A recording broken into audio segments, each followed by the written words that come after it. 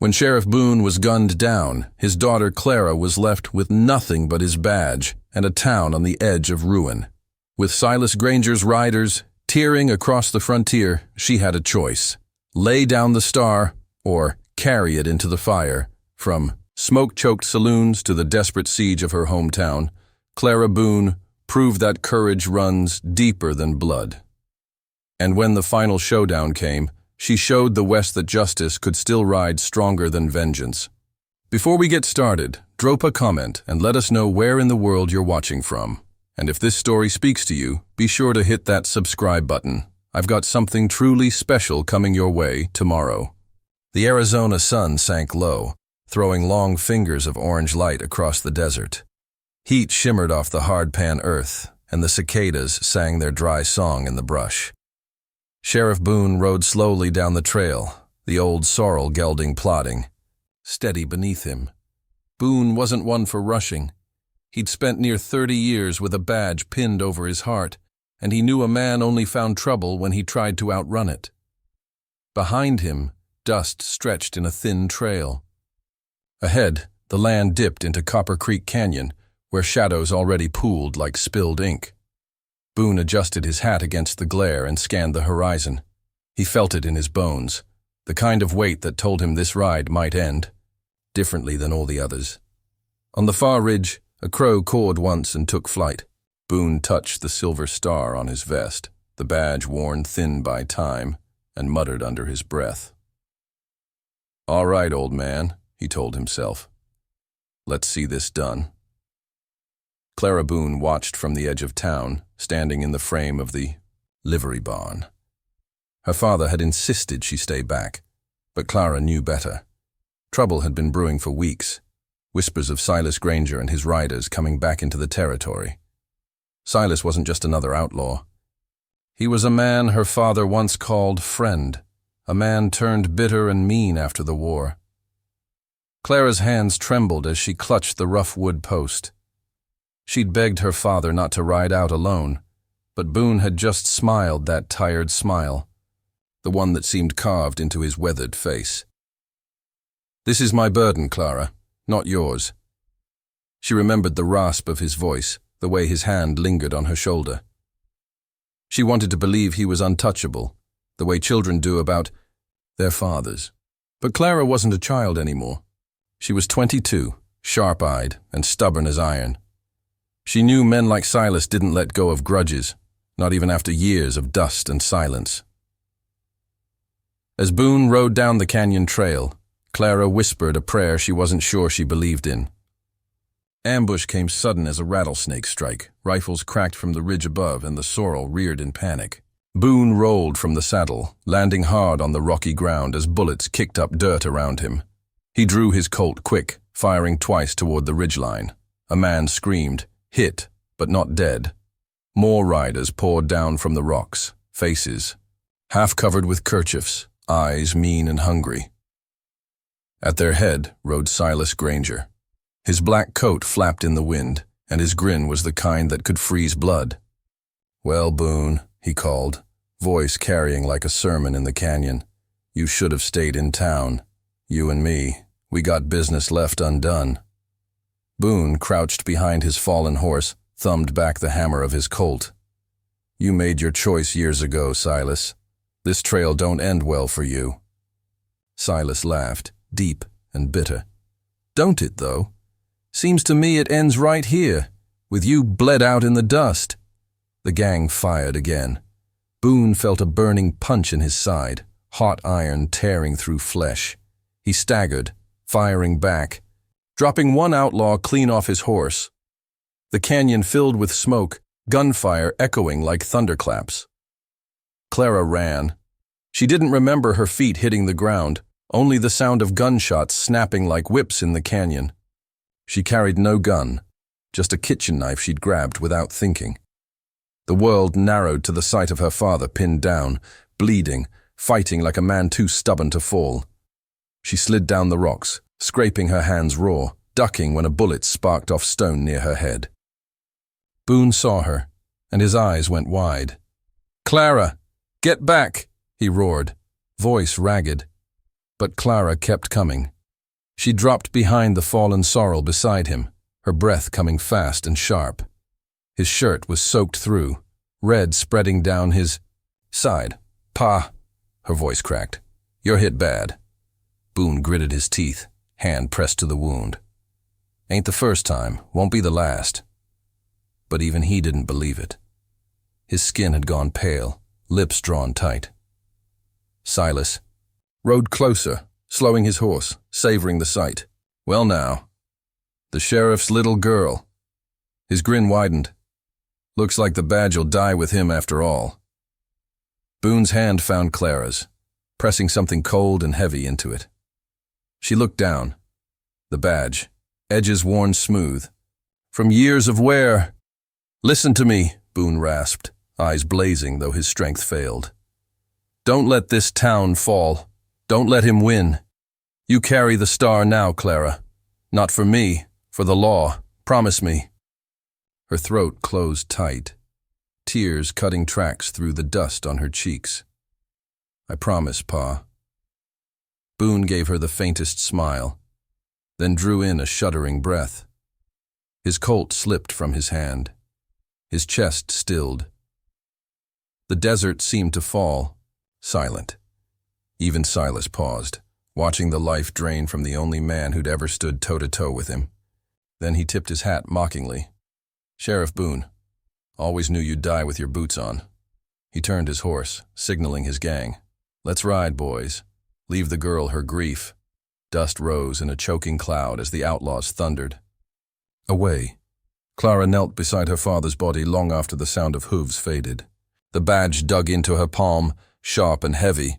She pressed it to her chest, rocking back and forth, whispering through clenched teeth. "You'll see, Pa. I'll wear it. I'll carry it. I'll bring him down. But I won't let the law die. In the dirt." Her tears fell, mixing with the blood-soaked dust. Above, the crow circled back and settled on the canyon rim, silent as judgment. And so began the legend of the sheriff's daughter. The town of Copper Creek was quiet that morning, but not the quiet of peace. It was the stillness of something broken, something waiting.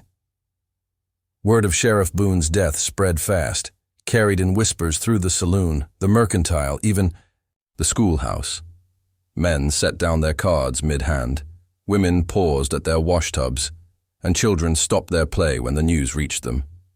The sheriff, their sheriff, was gone, and with him, the fragile thread of order holding the town together. Clara Boone stood at the threshold of the small clapboard church, staring at the plain pine coffin resting before the altar. She hadn't wanted a service, not with Silas Granger still riding free, but the townsfolk needed it. Boone had been more than just a lawman. He was the anchor of Copper Creek, the one constant in a land that gave none. She kept her back straight, jaw set, though her eyes were rimmed red from nights of little sleep. In her hand, the sheriff's badge felt heavier than any iron she had ever lifted. Diego Marquez, her father's deputy, hovered nearby. A tall, lean man with dark eyes, full of both fire and kindness. He'd served Boone faithfully for 6 years. Now, he studied Clara like a man unsure how to bridge the gulf between comfort and duty. "You don't have to wear it yet," Diego said softly, nodding to the badge in her palm. "Ain't nobody expecting it of you." Clara's gaze stayed, fixed on the coffin. "He gave it to me with his last breath, Diego. He didn't mean for it to sit in a drawer." Diego hesitated. "I ain't saying you don't got the grit. But the folks here, they'll talk. A woman with the star, some won't take kindly." Clara turned to him then, eyes hard as cut glass. "Let them talk. I'll not let Silas Granger write the ending to my father's story. If I have to carry this badge alone, I will." The words hung in the quiet church. Diego nodded slowly, respect sharpening in his gaze. The funeral drew near the whole town. Old man Briggs, the storekeep with his stiff leg. Mrs. Harper, who ran the boarding house and never missed a chance to scold Boone for drinking too much coffee. Children who had grown up waving to him as he made his morning rounds. They all came, hats in hand, faces solemn. When the preacher, Finished his words and the coffin was lowered. Clara stepped forward. She pinned the star to her vest, the silver catching a glint of sunlight through the church window. Gasps rippled through the crowd. "I know what you're thinking, Clara," said voice steady, carrying to the back pews. "You're thinking I'm Boone's daughter and nothing more, that I've no business wearing this badge. But you'd be wrong. My father believed the law was bigger than one man, bigger than him, and I'll be damned if I let it die with him." Her hand rested over the star. "Silas Granger murdered our sheriff. He thinks this town will fold without him. He thinks we'll bow to fear. But as long as I breathe, Copper Creek will have a sheriff, and Silas will face justice, not vengeance. Justice. For a heartbeat, silence. Then Briggs spat into the dust by his boots. "Reckon the badge fits where it's pinned," he said, gruffly. "I'll stand by it." A murmur rose, uncertain but not unfriendly. Clara caught Diego's faint smile at the edge of the crowd. The choice had been made. Copper Creek had a new sheriff. That night, Clara sat at her father's desk in the dimly lit office. The lamplight flickered across the old ledger books, the rifle rack, the wanted posters tacked crookedly on the wall. Boone's chair felt too big, the wood creaking as she shifted. Her hand traced the scars carved into the desk's surface, initials from outlaws long since hanged or pardoned. The badge gleamed on her chest, alien and heavy. The door opened and Diego stepped inside, carrying a tray with bread and a cup of coffee. "You haven't eaten all day," he said, setting it down. Clara managed a small smile. "Don't feel much like eating." Diego leaned against the wall, arms crossed. "Then feel like planning. Silas'll hear soon enough you've taken the star. He won't take kindly. We should be ready." She nodded. "You're right." Her eyes flicked to the wanted poster of Silas Granger. The sketch showed a man with sharp cheekbones, a cruel mouth, and eyes that looked like they could see through you. "I don't aim to kill him," Clara said quietly. "Pa believed the badge meant law, not blood. If I gun Silas down in the street, I'm no better than him." Diego studied her, the flicker of admiration passing through his gaze. "Takes more guts to bring a man in alive than it does to put him in the ground. Guess Boone raised you proper." Clara's jaw tightened. "Raised me stubborn, more like." Days passed. Clara made her rounds, boots striking the boardwalk with steady rhythm. The townsfolk watched her, some skeptical, some hopeful. Children pointed and whispered. Women nodded politely. A few men muttered under their breath, but no one dared challenge her openly. She stopped fights before they turned ugly. She kept drunks from sleeping in the street. She helped Briggs when a shipment went missing, tracking down the thieves and scaring them off with nothing more than her Colt resting easy at her hip.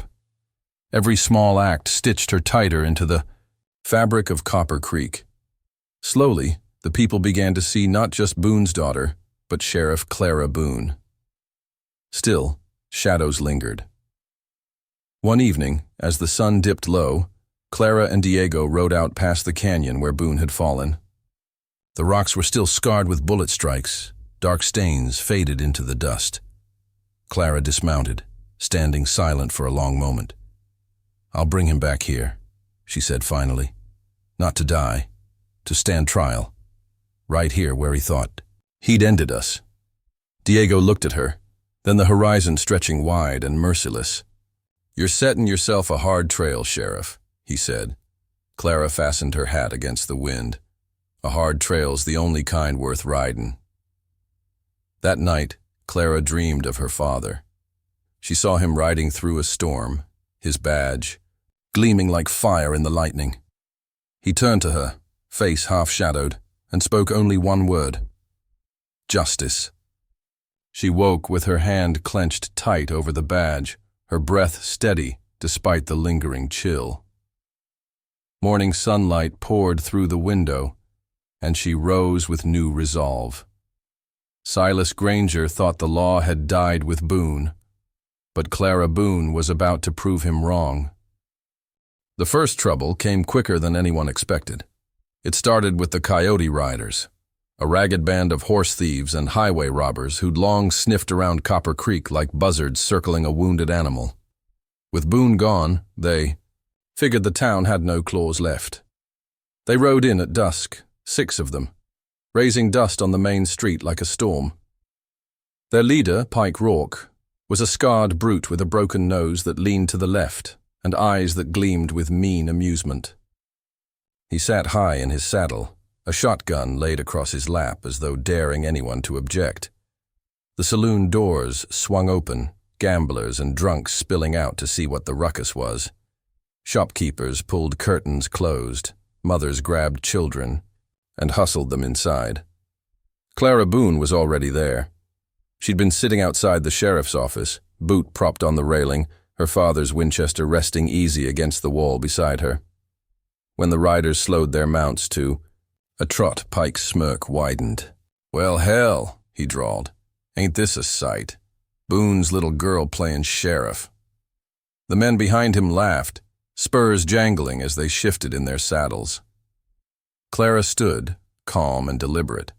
Her hand brushed the badge pinned to her chest, silver catching the last flare of sunset. "Evening, Pike. Didn't expect to see you back in Copper Creek. I recall my father told you not to." Pike spat into the dirt, never taking his eyes off her. "Your father's dead. World's changed. I reckon it's time the town pays its dues." Diego appeared then, stepping out of the office with his rifle slung. He took his place at Clara's shoulder, silent but solid as a wall. Clara's voice carried steady down the street. "You'll get no dues here. You'll get jail cells, same as always." The riders laughed again, harsher this time. Pike's smirk twisted. "Jail cells. Darlin', you ain't half the law your daddy was, and he couldn't stop us neither." Clara felt the heat of the townsfolk's eyes from behind shutters and door frames. They were waiting to see if her badge was brass or steel. Her voice hardened. "Last warning, Pike. Turn your horses around and ride out. Copper Creek's under the law, same as before." For a moment, silence stretched. Pike looked her up and down, then snorted. "Law? You ain't nothing but a girl with her daddy's trinket." His hand twitched toward the shotgun. Clara moved. "First?" The Winchester roared, its echo rolling down the street like thunder. Pike's shotgun clattered to the ground as a bullet chewed into the dirt inches from his boot. His horse reared, nearly unseating him. In that heartbeat, Diego had his rifle leveled at Pike's chest. The other riders shifted, hands twitching, near their pistols, but Clara's stance froze them. She held the Winchester steady, eyes locked on Pike. "You draw, you die," she said evenly. "And I'll leave your carcass for the buzzards." The men hesitated, unease flashing in their eyes. Pike steadied his horse, fury twisting his scarred face. For a second, it looked like he might risk it, but then he barked a laugh, sharp and cruel, and jerked his reins. "Fine. You want to play sheriff? You'll get what's coming." The riders wheeled their horses, dust clouding the air, and thundered out of town. Clara lowered the Winchester slowly, her heart still hammering in her chest. She didn't let it show. She turned and met the gaze of the townsfolk peeking from shadows. "No one bows to Pike Rourke," she said loud enough for all to hear. "Not while I wear this badge." A murmur rippled through the onlookers, half relief, half awe. Briggs, leaning on his cane outside the mercantile, gave a single approving nod. The point had been made. Copper Creek had a sheriff. Later that night, Clara sat in the dim office, the lamplight low. The adrenaline had worn off, leaving her hands trembling slightly as she cleaned the Winchester. Diego leaned against the wall, arms crossed, studying her. "You handled yourself clean," he said. "Could have ended bloody, but you made him blink first." Clara gave a faint, humorless smile. "Wasn't sure he would. My pa, he always seemed so certain." Diego shook his head. "Boone weren't never certain. He just carried his fear different." Clara looked up. "And me?" Diego's gaze softened. "You carry it straight. Folks'll see that. It'll matter." she said, the rifle aside, exhaling. Pike won't let this go. He'll be back. Diego nodded grimly. And when he comes, he won't just be testing your badge. He'll be setting fire to the whole town if we let him. Clara leaned back in the chair that still smelled faintly of her father's pipe smoke. Her eyes drifted to the wanted poster of Silas Granger on the wall. Pike had been trouble, sure, but Silas was the storm on the horizon. If Pike wanted to prove her unfit for the star, Silas would want to prove there was no star left to wear. And that thought kept her awake long after the lamps burned out. The days that followed were uneasy. The Coyote Riders didn't return right away, but their presence lingered like a shadow on the horizon. Clara doubled patrols, riding the outskirts of town with Diego, eyes sharp for dust clouds. Some townsfolk grew bolder, offering her nods of respect in passing. Others muttered still, but their voices carried less weight now. It was during one of those patrols that Clara found the first real sign of Silas's hand. The homestead belonged to a farmer named Tully, a quiet man who kept mostly to himself. Clara and Diego crested a hill and saw smoke curling from the cabin chimney. At first, it looked ordinary. Then they saw the fence smashed in, the corral empty, chickens scattered dead in the dust. They rode down fast. The cabin door hung open, the interior ransacked. Tully lay in the dirt outside, beaten near senseless, his face swollen and bloody. Clara knelt beside him, pulling a canteen from her saddle. Tully, it's Clara Boone, Sheriff Boone. Can you hear me? The farmer coughed, blood on his lips. They said it was from Silas. Said Copper Creek belongs to him now. That we all belong. His voice faded into a pained wheeze. Clara's jaw clenched, fury coiling hot in her chest. She glanced up at Diego. His face was hard, eyes grim. Silas is moving pieces, Diego said. Pike's just the loud hound. Granger's setting the fire. Clara rose, fists tight at her sides. Then we bring him smoke back. That night, Clara stood in her office, staring at the badge's reflection in the lamplight. It gleamed, bright, but she could feel the blood soaking into its shine. The blood of her father, the blood of Copper Creek's people, she whispered, low but certain. Justice, not vengeance. But in her heart, she knew the trail was tightening. Silas Granger wasn't going to stop testing her. The first blood had been drawn, and it would not be the last. And Clara Boone, Sheriff of Copper Creek, would have to decide just how much blood the badge was worth. Copper Creek slept uneasy in those weeks. The people carried on with their days. Wagons rattled over Main Street. The forge clanged in the blacksmith's shop. Children's laughter drifted from the schoolhouse. But under it all was the weight of waiting. Waiting for the next dust cloud on the horizon. Waiting for the next shadow to stretch across their doors. And though Pike Rourke's Coyote Riders had been cowed for now, Clara knew better than to think it was over. Their silence was too deliberate. It wasn't retreat, it was a pause, a breath before the storm. The first whispers of Silas Granger came on the wind, from travelers passing through. A ranch hand from Mesa Ridge swore he'd seen Granger's men strip a supply train bare and hang its guards from cottonwoods. A peddler told of a burned-out church near Marrow Creek, the preacher gone without a trace, only a silver coin left on the altar. Granger's calling card. Each story painted him larger than life, a figure carved out of cruelty and smoke. But stories were one thing, truth was another. Clara wanted the truth. One evening, she sat in the sheriff's office with Diego, a stack of reports spread across the desk. He leaned back in a chair, arms crossed, eyes narrowed at the lantern flame. Silas ain't just riding in circles, Diego said. He's pushing folk out of their land, bleeding supply routes, weakening towns one by one. Clara tapped a finger against the desk. And Copper Creek sits square in his path. Diego gave a slow nod. We're the nail he's fixing to hammer down. Clara leaned back, letting her gaze drift to her father's old hat still hanging on the peg by the door. Boone had kept the law like a fence around the town, strong, steady, but human. Now the fence had cracks, and Silas was the wolf sniffing. "Them out." "Then we don't wait," she said at last.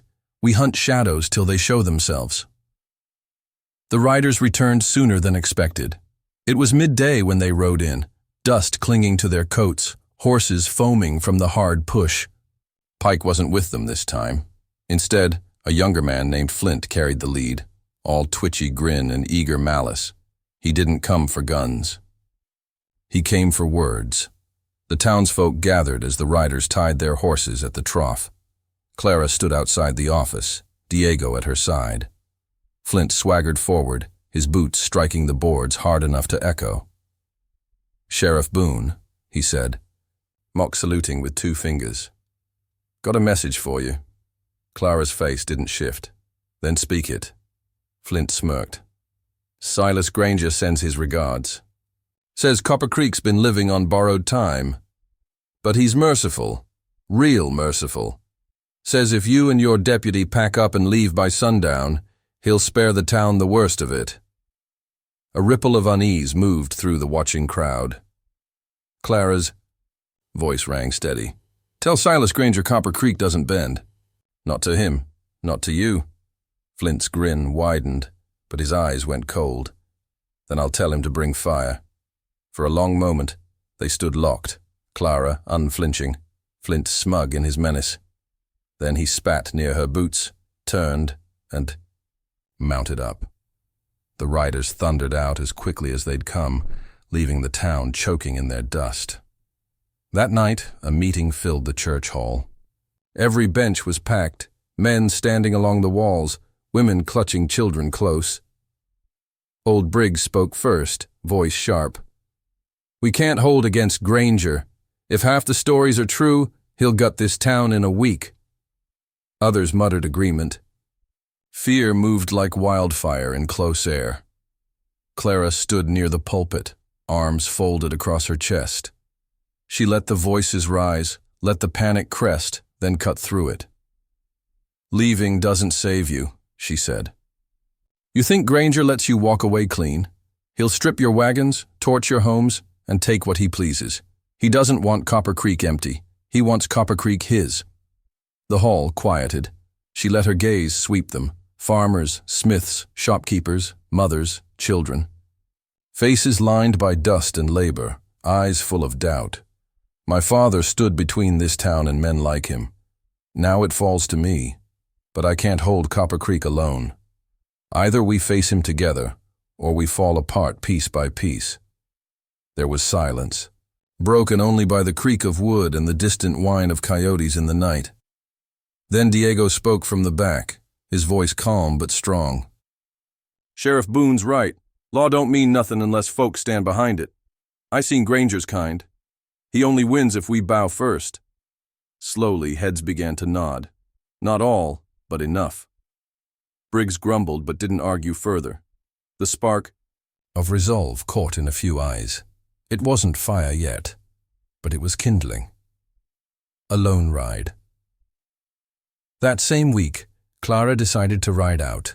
She couldn't wait for Granger's storm blind. She needed to see the truth for herself. At dawn, she saddled her, father's old mare tightening the cinch with practiced hands. Diego stepped out from the office, rifle slung, brows knit. "You're riding straight into their jaws," he said flatly. Clara swung into the saddle. "I'm riding to find where their jaws are. You can't fight a shadow unless you throw a lantern at it."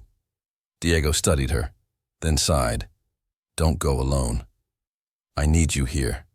If Granger strikes while I'm gone, the town needs someone steady." Reluctance shadowed his face, but he gave a tight nod.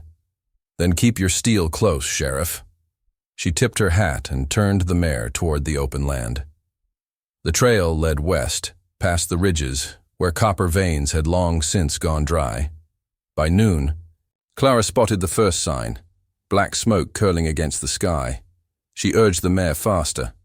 The smoke rose from a stagecoach, still smoldering where it had been overturned. The horses lay dead, flies thick on their hides. The strongbox had been split open, contents scattered and gone, and nailed to the coach door was a silver coin, gleaming bright even through soot. Clara dismounted, boots crunching on broken glass. She stared at the coin, anger hard in her chest. Silas. Granger had left his mark like a wolf scenting the edge of Copper Creek's pasture. She turned at a sound, a groan. From beneath the wreck, a man stirred, face streaked with blood. Clara hurried to him, pulling debris aside. He was a guard, his uniform torn, chest rising shallow but steady. His eyes flickered open, wide with fear. Silas, he rasped. He's coming. Bigger'n you know, not just thieves. An army. Clara pressed her canteen to his lips. Where? The man coughed, words choking out. South, canyon, base, dozens, maybe more. His voice faded, breath rattling. Clara gripped his shoulder. Hold on, I'll get you to town. But his chest stilled beneath her hand, the last of his breath gone to dust. She rose slowly, jaw tight. The wind tugged at her coat, carrying the faint scent of ash. An army. South Canyon. The shadow was no longer rumor. It was real. By the time Clara rode back into Copper Creek, dusk was painting the sky in bruised colors. She went straight to the office, Diego waiting on the porch. One look at her face and his own hardened. What did you see? Smoke, blood, and proof. She dismounted, pulling the silver coin from her pocket and setting it in his palm. Silas has a camp in the South Canyon, dozens strong, maybe more. Diego turned the coin over, the lamplight gleaming off its edge. His lips pressed thin. Then he ain't circling. He's fixing to strike. Clara met his eyes, steady despite the weight on her shoulders. And when he does, we'll be ready. Copper Creek doesn't bow. For a moment, silence stretched. Between them, filled only by the creak of the porch boards and the whisper of the rising wind. Then Diego nodded, slow and certain. Guess the badge drew its first real shadow tonight. Clara looked down at the star on her chest, its shine dulled by dust but unbroken. She laid a hand over it, as if feeling her father's heartbeat echo through the steel. No, she said softly. The shadow's his, the light's ours. The word carried faster than the wind. Dust Haven was burning. A rider from the south stumbled into Copper Creek at dawn, horse lathered, clothes black with soot. His eyes were wide, voice hoarse as he spat the tale. Silas Granger had fallen. On Dust Haven with near 50 men, cutting down anyone who raised a hand. The rest had fled into the desert. Homes were torched, the water tower toppled, the town reduced to ash and smoke. He didn't have to beg for water. Clara had shoved a canteen into his hands before the story was done. By the time he finished, a heavy silence lay over the gathered crowd. Even the blacksmith's hammer seemed to have stilled. Dust Haven wasn't far. It was the kind of town Copper Creek might have become, humble, dry, clinging to survival by its fingernails. And now it was gone. Diego leaned in close as the crowd broke into uneasy murmurs. He's not circling anymore, he said grimly. He's coming straight up the spine. Clara's jaw set. And Dust Haven was only the beginning. She turned to the townsfolk, raising her voice. Listen to me. Granger thinks fear will scatter us. He wants Copper Creek to bow before he even rides in. Dust Haven fell because they stood alone. We will not. But Briggs, the gray-bearded rancher who never missed a chance to sneer, spoke up from the back. Easy words, Sheriff, when it's not your barn in flames. How do you reckon we stand against 50 guns with a handful of farmers and a deputy? All eyes shifted back to Clara. She didn't flinch. We fight smarter. Dust Haven didn't have... Warning. We do. We use it. Diego stepped forward. Every hand that can lift a rifle, a shovel, or a hammer. We'll need 'em all. Granger's not bringing law. He's bringing war. and war don't wait for a man to decide if he's ready. There was a ripple through the hall, doubt, fear, but also resolve, sparked by the knowledge that the choice wasn't flight or fight. It was fight or die. That evening, Clara saddled her mare again. She couldn't stay in Copper Creek while Dusthaven's ashes still smoldered. Diego tried to stop her, but she cut him off with a shake of her head. If we're to fight him, I need to see what he left behind. Ashes tell stories. So she rode south, dust rising beneath her hooves, the horizon painted red by the setting sun. Hours later, the smell hit her first.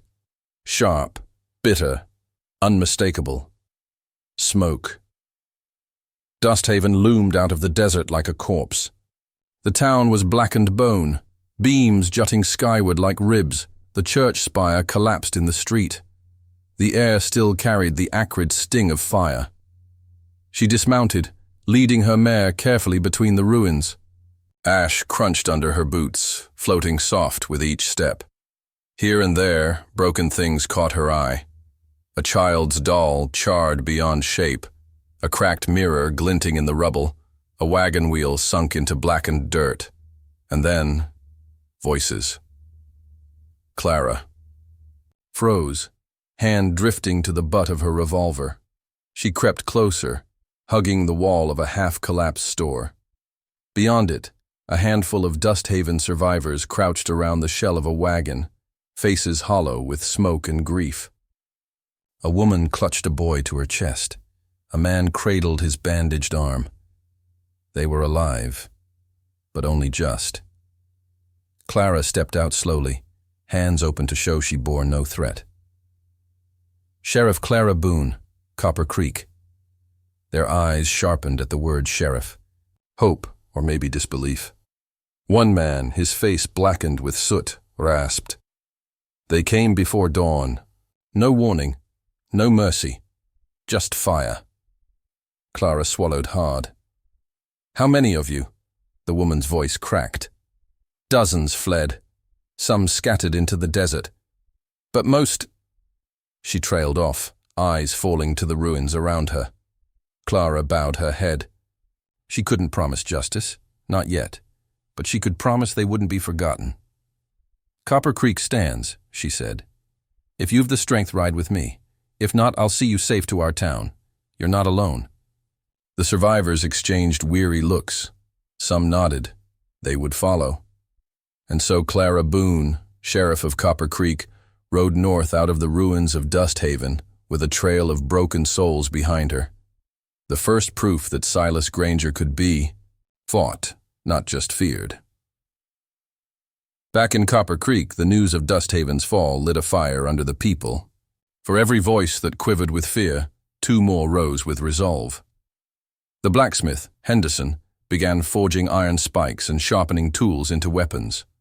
Farmers dug trenches around the outskirts, hauling timbers to form makeshift barricades. The saloon owner offered his upper rooms for sentries. Even the preacher rolled up his sleeves and hauled sandbags. Clara walked among them, speaking with calm authority. She wasn't just a sheriff now. She was the axis holding Copper Creek steady while the storm gathered. At night, she and Diego sat at the office table, maps spread before them. Candles burned low as they marked where barricades should stand, where rifles should post. Diego tapped the canyon south of town. That's where he'll come from. Flat land, open approach. If we choke him there, make it costly. Maybe he breaks off. Clara nodded, but her eyes stayed on the badge lying in the lamplight. Her father's star, a reminder of the line she had sworn to keep.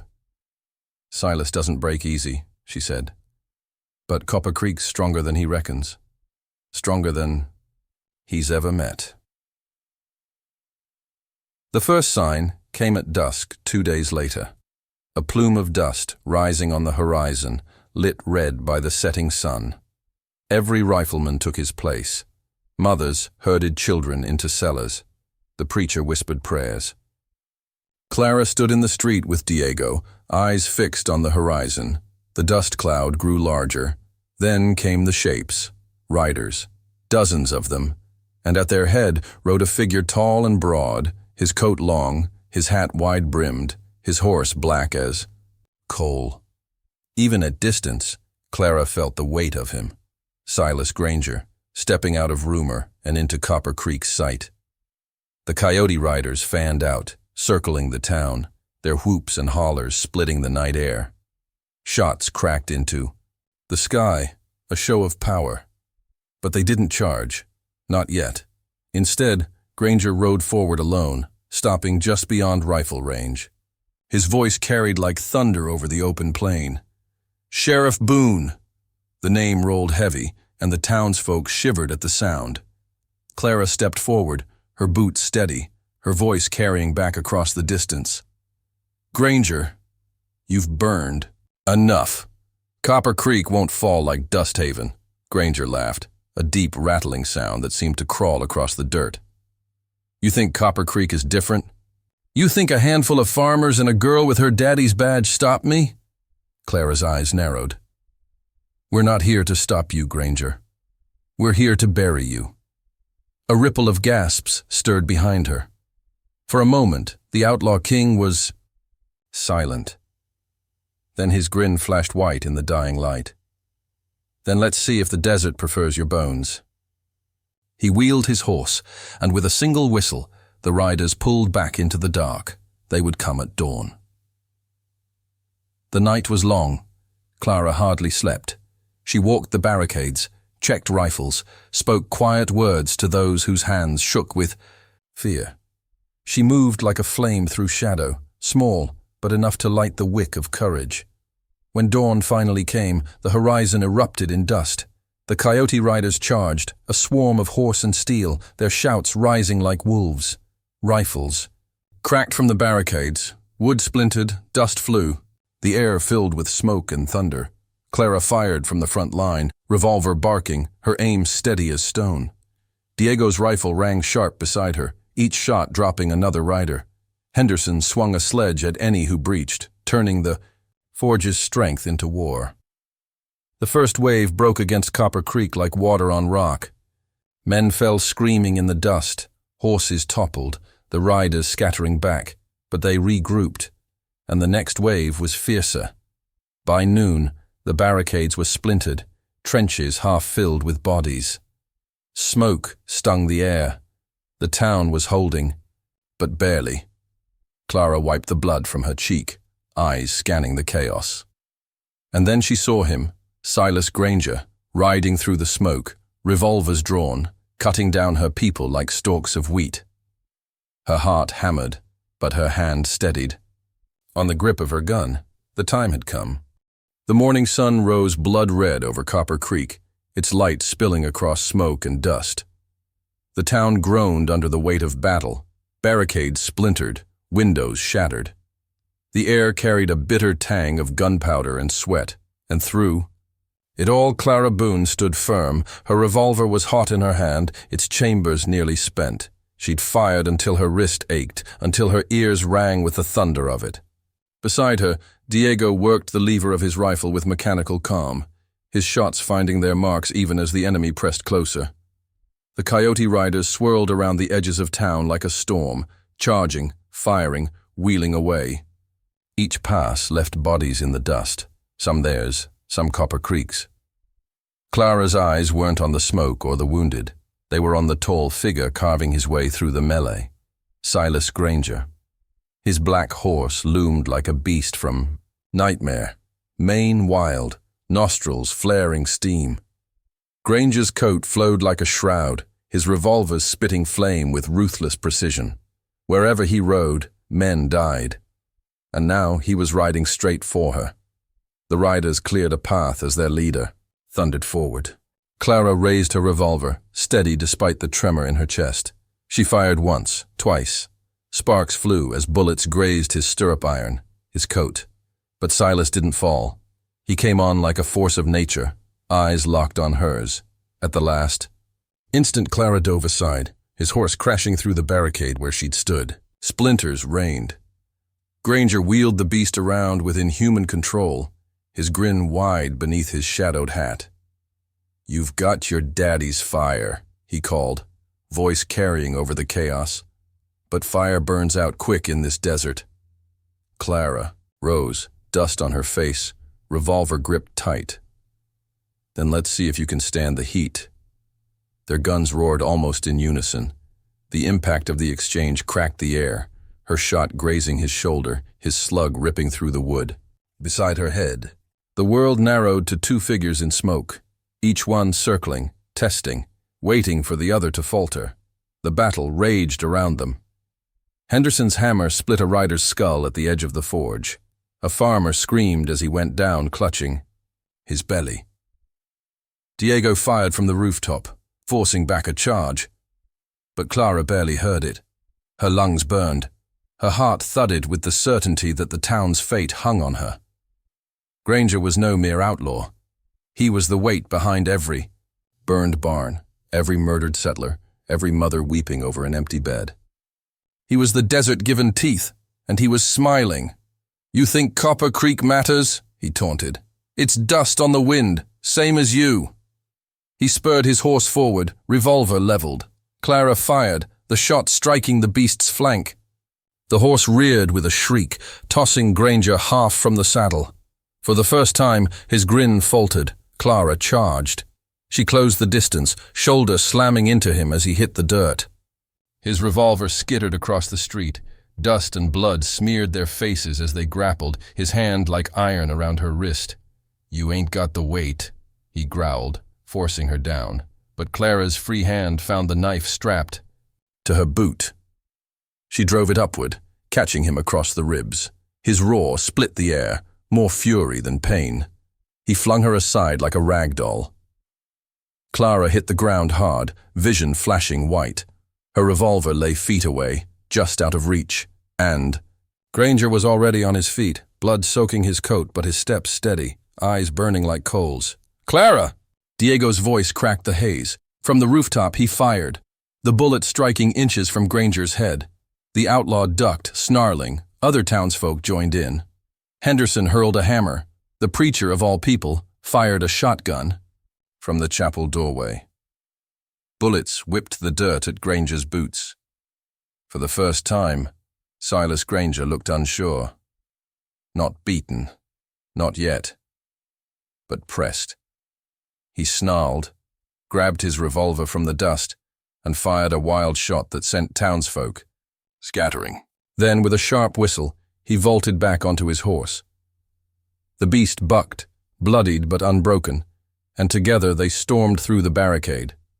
The coyote riders wheeled at his call, breaking off their attack to follow him into the desert. The siege ended as suddenly as it began. For a long moment, silence reigned. Only the moans of the wounded broke it.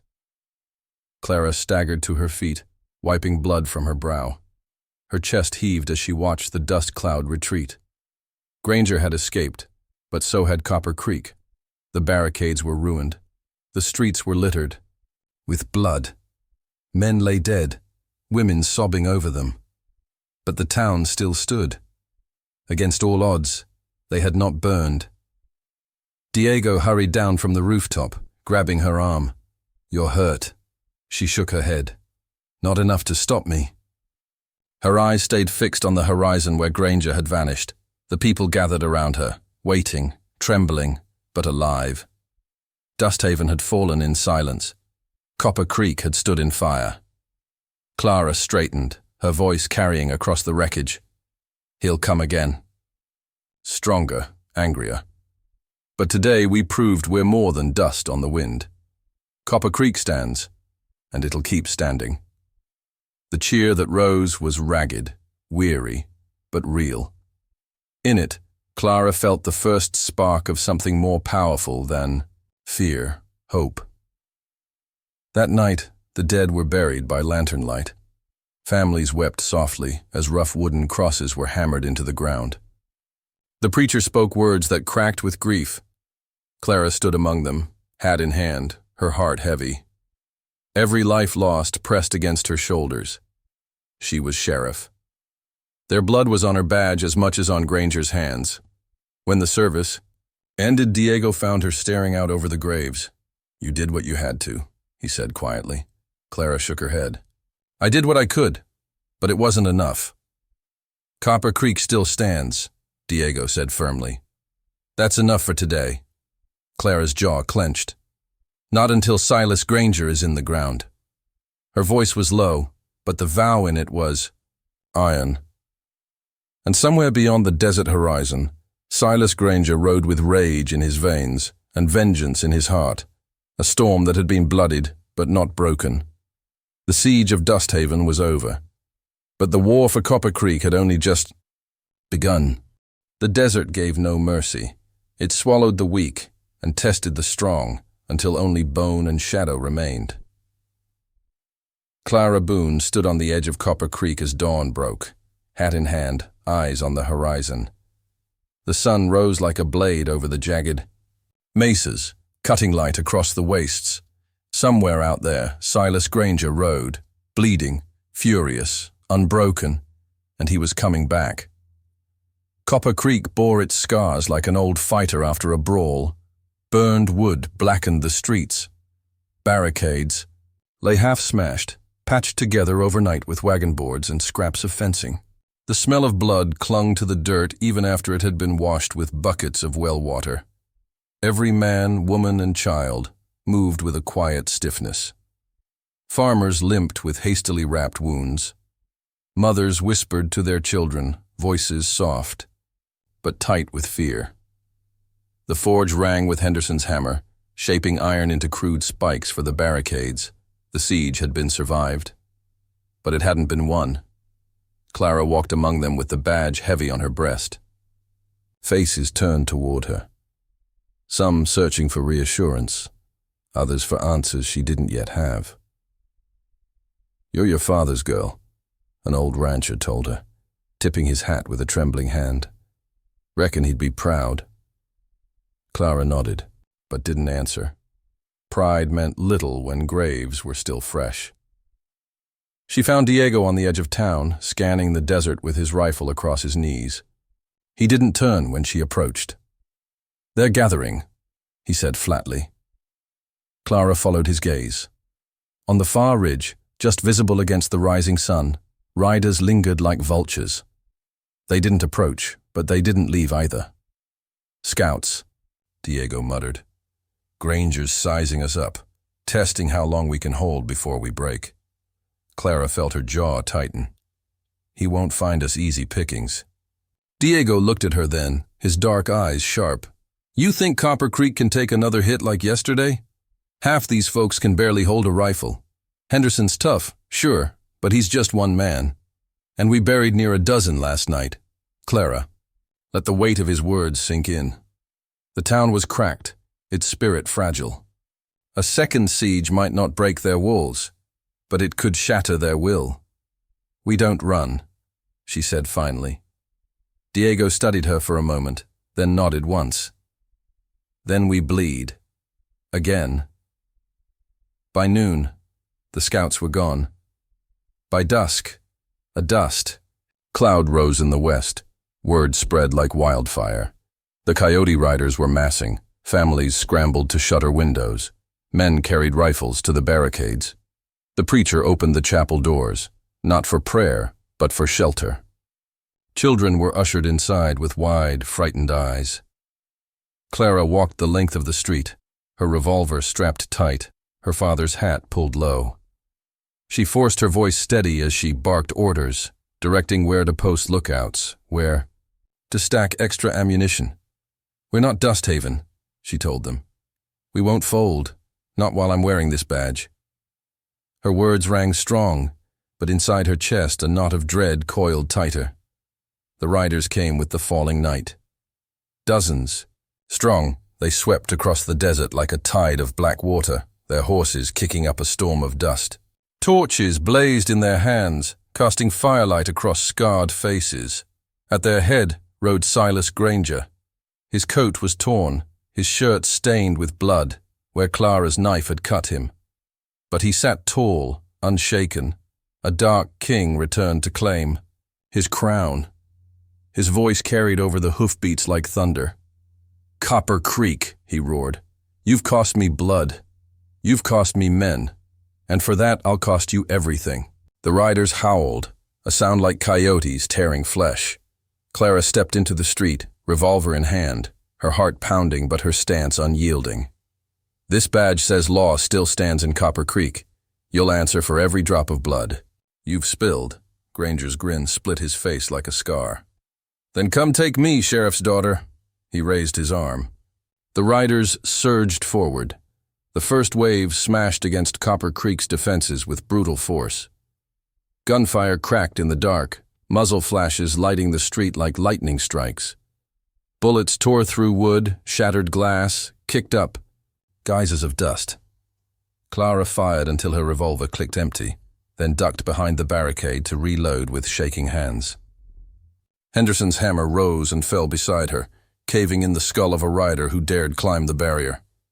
Diego's rifle barked sharp and precise from the rooftop. The townsfolk fought like cornered wolves. Farmers swung pitchforks, ranch hands, fired from doorways. Women poured boiling water from windows onto raiders who tried to scale the barricades. And still the riders came.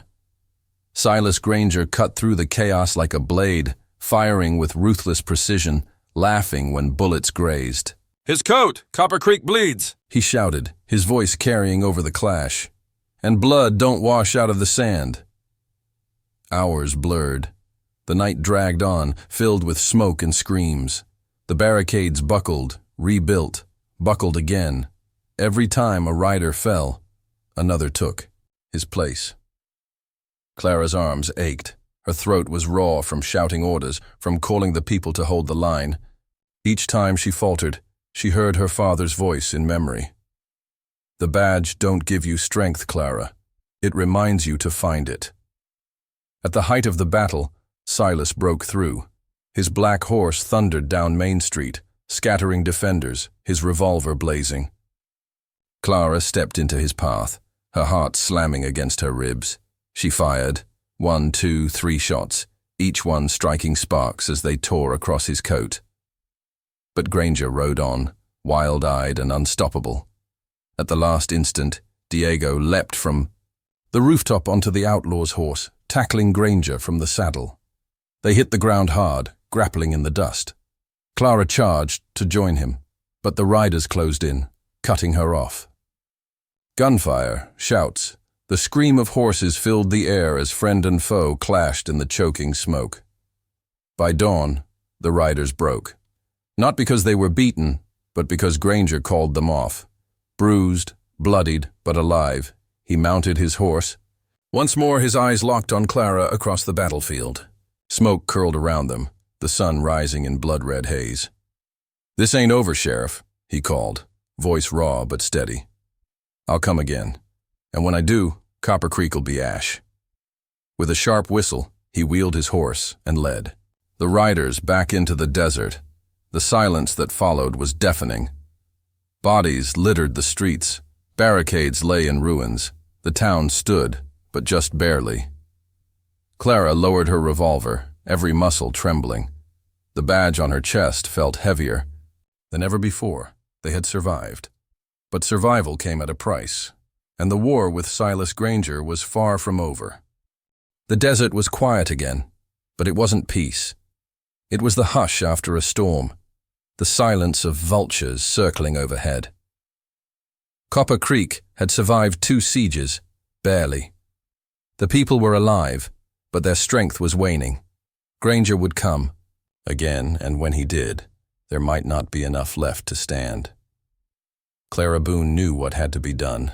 It was no longer enough to defend. If Copper Creek was to live, Silas Granger had to fall. They gathered in the sheriff's office, a battered room that still smelled faintly of her father's tobacco.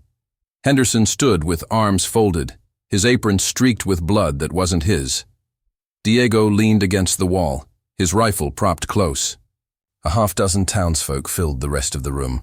The preacher, a rancher, a storekeeper, even 2 widows who'd lost husbands in the siege. Clara placed her father's badge on the desk. The metal caught the morning light like a shard of fire. "You've all seen what happens when we wait for Granger to come to us," she said. "He tears at us, bit by bit. We can't take another attack, not like the last 2. This ends when Granger ends. Murmurs rippled through the room. Fear, but also a flicker of something else. Hope. And how? The preacher asked carefully. Do you aim to end him? Clara met each gaze, steady as stone. We cut the head off the snake. The riders weren't camped far. Diego had tracked their movements from the ridges, counting the smoke of their campfires. Granger was gathering strength, but he hadn't yet regrouped to strike again. We hit them at their camp, Diego said. Not with the whole town, just a few. Small, fast, quiet. We get in, find Granger, and put him in the dirt. Henderson's voice rumbled low. Sounds like suicide. It's worse than waiting for him to come back, Clara replied. If we kill Granger, the riders break. They're tied to his name, his fear. Without him, they scatter.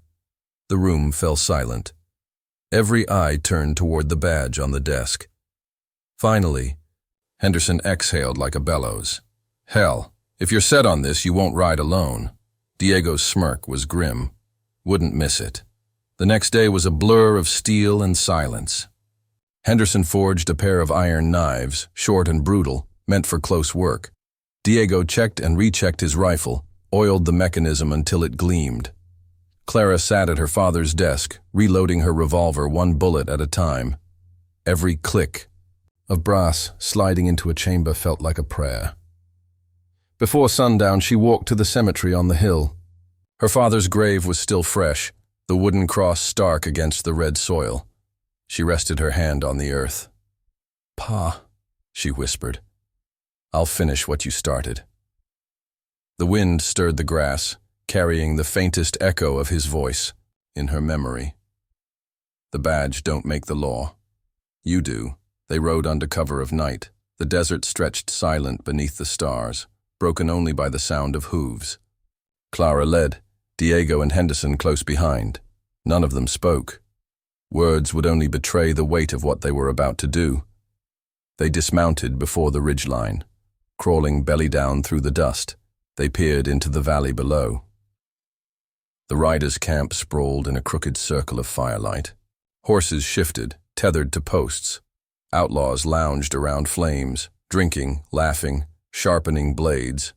The smell of smoke and liquor drifted up the ridge, and at the center sat Silas Granger, broad-shouldered and unbowed, scars catching the firelight as he cleaned his revolver with steady hands, like a king on his throne, Diego muttered. Clara's hand tightened on her revolver. Then let's topple him. They waited until the riders' laughter grew loud, drunk and careless. Then they slipped down the slope, moving from shadow to shadow. Henderson's bulk was surprisingly quiet, Diego swift and sure. They circled toward the center, skirting fires, ducking behind wagons. Twice a rider staggered close, and Clara's heart froze, but both times the outlaw turned away, too drunk to notice the danger stalking their camp. At last, they reached the largest tent. Granger's. Clara signaled with her hand. Diego slipped left. Henderson drew his knife. She herself crept forward, revolver steady, breath sharp in her throat. The tent flap stirred. Granger stepped out. For a long moment, the world froze. Silas. Granger stood bareheaded, lantern light catching the cruel curve of his mouth. His eyes met Clara's, and recognition burned there. Recognition and something like amusement. Well now, he drawled, voice low and dangerous. The sheriff's daughter, come all this way to die. The camp stirred behind him, riders glancing up at the sound. Not yet alarm, but curiosity. Clara raised her revolver. It ends tonight, Granger. Granger's grin widened. That it does, girl, that it does. He moved faster than a snake, revolver snapping up. Gunfire split the night. Clara dove, rolling across the dirt as Granger's shot tore past her. She came up firing, the muzzle flash blinding in the dark. Sparks flew as bullets struck lanterns, shattering glass, setting the tent aflame. The camp erupted. Riders shouted, scrambling for weapons. Henderson roared like a bull, slamming into the first man who drew steel. Diego's rifle cracked, dropping an outlaw before he could raise the alarm. But Granger was on her. He fired again, the bullet grazing her sleeve, searing her arm with pain. Clara returned fire, each shot driving him back step by step into the chaos of his burning tent. "You've got grit," Granger snarled. "But grit don't make you faster." His revolver swung toward her heart. Henderson crashed through the firelight like a storm, his hammer in one hand, his knife in the other. He lunged at Granger, but the outlaw twisted, firing point-blank into Henderson's shoulder. The blacksmith fell to one knee with a grunt, blood pouring down his arm. Clara screamed and charged. Her revolver clicked empty. She swung it like a club, smashing it across Granger's jaw. He reeled, blood at the corner of his mouth, then caught her wrist and drove her back against the burning canvas. The fire roared around them. Heat scorched her skin. "You think law means anything out?" "Here," he hissed, his grip crushing. "The desert don't bow to rules. It bows to strength." Clara met his eyes, her own blazing. "Then bow to this." She drove Henderson's spare knife into his side. Granger staggered, fury twisting his face. He ripped the knife free, blood staining his coat, but he didn't fall. He swung a wild punch, knocking Clara to the ground. Diego's rifle cracked again, buying her a breath. Henderson, pale but unbroken, heaved himself to his feet and brought his hammer down, shattering Granger's revolver in his hand. The outlaw roared in pain, clutching his mangled weapon. Around them, the camp was chaos, fire spreading, riders shouting, some fleeing, others trying to rally. Horses screamed and broke loose, stampeding into the desert night. Clara crawled to her revolver, snatched up a fresh cartridge and reloaded with shaking hands. She rose, smoke stinging her eyes. Granger was still standing, bleeding, battered, but standing. His shadow loomed in the firelight like the devil himself. "This ain't over," he spat. "Not till one of us is dead." Clara leveled her revolver, her voice steady at last. "Then it ends now." The desert smelled of blood and fire. Clara Boone staggered through the riders' camp, her lungs burning with smoke. Flames licked at torn canvas, the wind carrying sparks into the night sky. Around her, the outlaw band was breaking, some running into the darkness, others cut down in the chaos. Horses thundered loose, their hooves drumming like war drums into the distance. But one figure still remained upright, shadowed in the glow of burning tents. Silas Granger. Blood stained his side, his revolver lay ruined at his feet, but his eyes still burned with the same ruthless fire that had scorched half the territory. He wasn't dead, and until he was, Copper Creek's nightmare wasn't over. Henderson leaned against a wagon wheel, clutching the hole in his shoulder. His face was pale as ash, sweat streaking his soot-blackened beard. Diego crouched beside him, snapping off a strip of cloth to bind the wound. "We can't stay here," Diego hissed.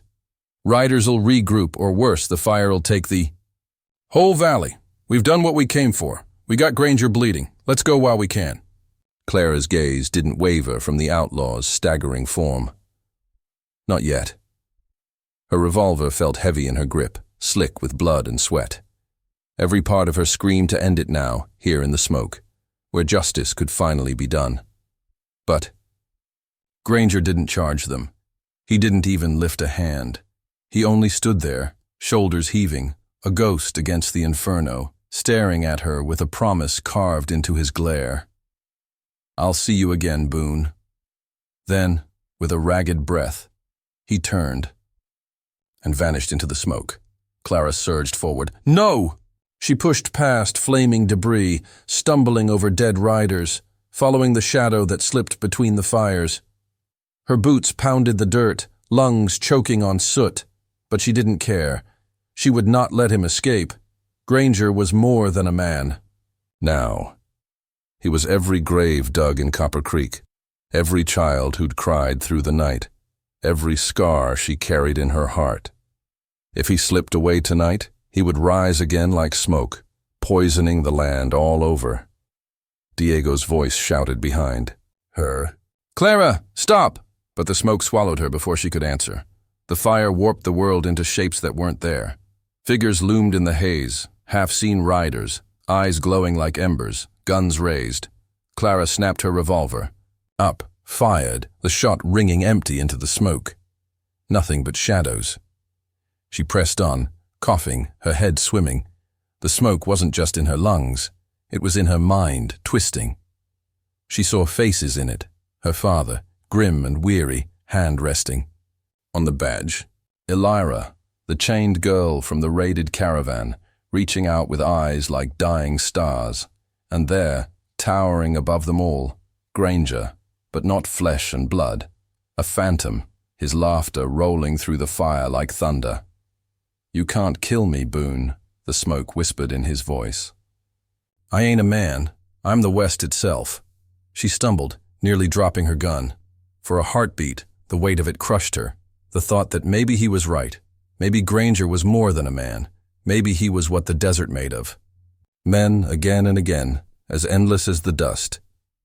But then she remembered her father's words, "The badge don't make the law." "You do!" Her grip steadied. Her stride hardened.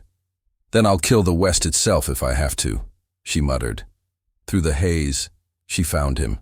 The real him. Silas Granger stood atop a rise of stone, silhouetted against the flames. His hand pressed to his bleeding side, but his revolver arm hung loose no longer. In it gleamed a knife, black with soot. "You should have run, girl," he rasped. "You ain't fast enough to finish me." Clara raised her revolver, thumbed back the hammer. "Try me." For a moment, the world shrank to two shadows in a sea of fire. No riders, no town, no witnesses, just them. Granger charged. Clara fired. The bullet tore past his shoulder. Too wild, too desperate. He crashed into her like a bull, knocking her back onto the stones. The revolver skittered from her hand. They grappled, the knife flashing in the firelight. Clara caught his wrist, the blade trembling inches from her throat. His weight crushed her chest, his breath hot with blood and fury. "You think law's stronger than men like me?" he growled. "Law's just words. Fear's what rules." Clara's arms shook, muscles. Screaming, the knife inching closer. Her strength was fading. Then she thought of Copper Creek. Henderson bleeding but unbowed. Diego risking his life without hesitation. The children sleeping in the church cellar. Her father's grave beneath the stars. It wasn't strength she needed. It was will. She twisted, slammed her knee into his wound. Granger bellowed in pain, loosening just enough for her to wrench the knife free. With a cry that ripped from the bottom of her soul, she drove the blade upward. Granger froze. His eyes went wide, disbelief etched deep. Blood welled from his chest, black in the firelight. He staggered back, arms limp, the knife buried to the hilt. For a heartbeat, he remained upright, looming like the ghost he'd claimed to be. Then he toppled, crashing into the dirt, smoke curling over his still body. Clara staggered to her feet, every muscle trembling. Her revolver lay nearby. She scooped it up and stood over him. But Granger didn't rise again. Not this time. She fired once into his heart, to make certain. The shot echoed like a church bell through the burning camp. Silas Granger, terror of the borderlands, was dead. The adrenaline drained from her body at once, leaving only exhaustion and pain. She swayed, nearly collapsing. Diego burst through. The haze coughing, rifle in hand. His eyes widened at the sight of Granger's corpse. You did it." Clara holstered her revolver, her voice hoarse. "We did it." Henderson stumbled into view, pale but alive, leaning hard on his hammer like a crutch. He looked down at the outlaw's body, then spat blood into the dirt. Devil's finally gone to hell. The three of them stood together in the burning camp, smoke curling around them like ghosts. The riders were broken, scattered to the winds, but the echoes of their violence would haunt Copper Creek for years. Clara stared at the flames licking higher, at the shadows shifting in the smoke. She thought of her father, of the men and women buried on the hill, of the cost of every choice that had led here. Justice wasn't clean. It never was. It came with scars, and sometimes it smelled of smoke and blood. But tonight, at least, the town could breathe again.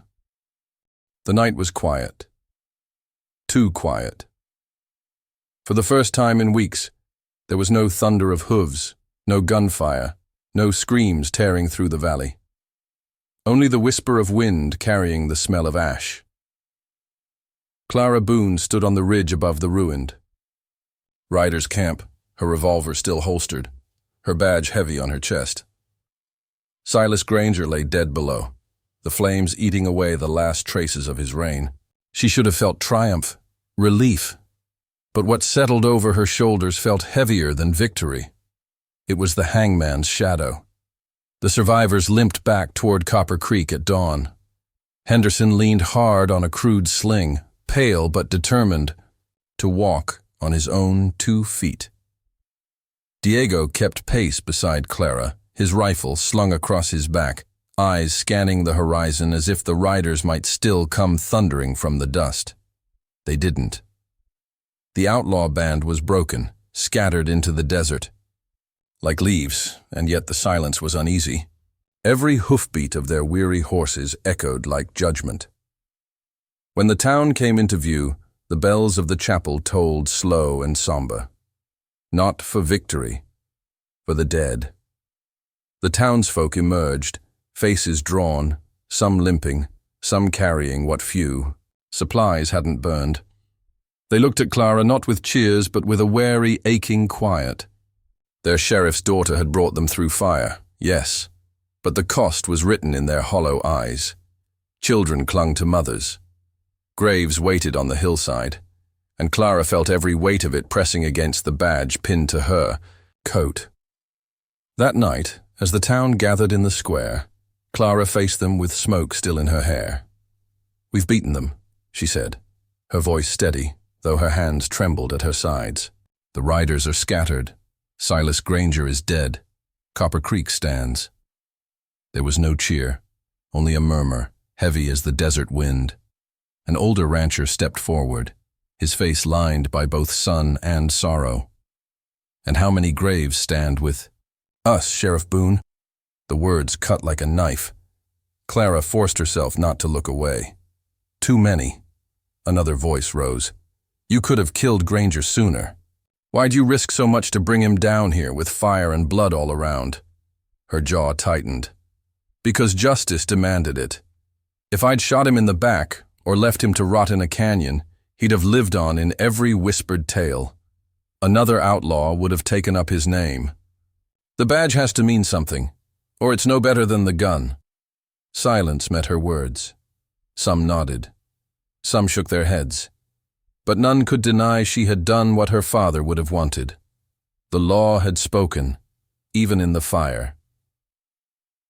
Later, when the crowd had dispersed, Henderson found her outside the forge, leaning against the cool anvil like it could anchor her.